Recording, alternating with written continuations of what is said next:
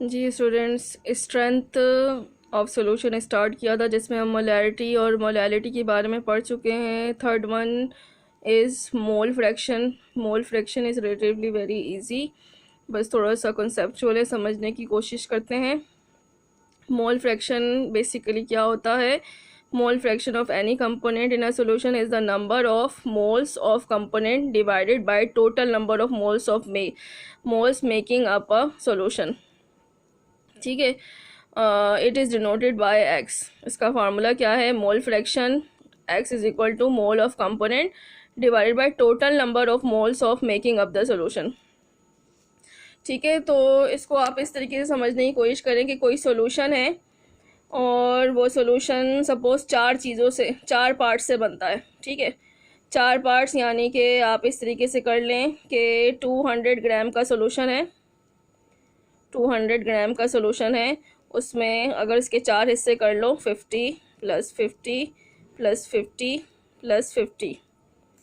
50 के पार्ट को हम ए कहते हैं, बी सी डी। ठीक है, ए ने कितना कंट्रीब्यूट किया? 50 पार्ट, बी ने 50, सी ने भी 50 और डी ने भी 50। मैं एग्जांपल दे रही हूँ। ठीक है जी, तो सबका जो है, अगर मुझे ए के मोल्स मालूम करने हैं तो क्या करना होगा? मैं क्या करूँगी, ए के जो सपोज ए के 50 मोल्स हैं, ए को 50 मोल को मैं ऊपर रख लूँगी और उसको डिवाइड कर दूँगी टोटल मोल से। टोटल मोल ये सारे हैं।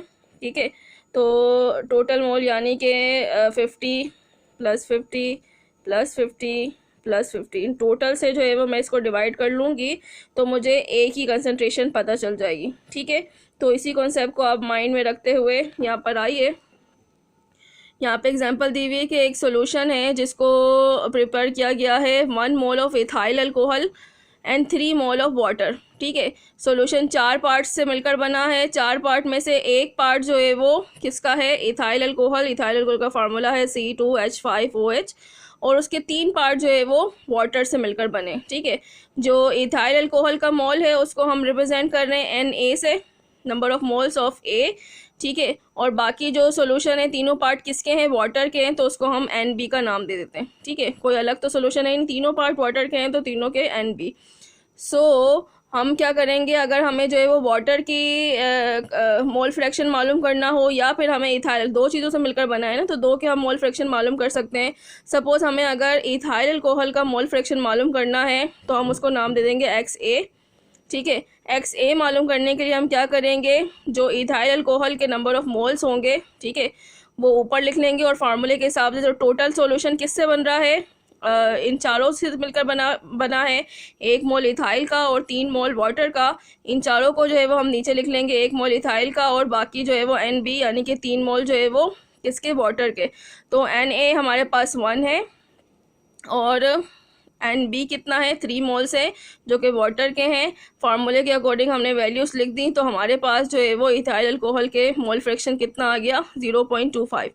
इसी तरह अगर मैं आपसे कहूँ कि मोल फ्रैक्शन ऑफ वाटर भी मालूम कर लेते हैं, जिसको हम XB कह देते हैं। अब ये फार्मूला क्या हो गया? NB।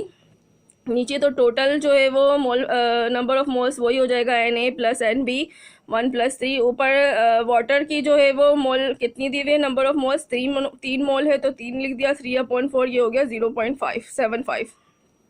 ठीक है जी, so mole fraction of ethyl alcohol is equal to 0.25, mole fraction of water is equal to 0.75।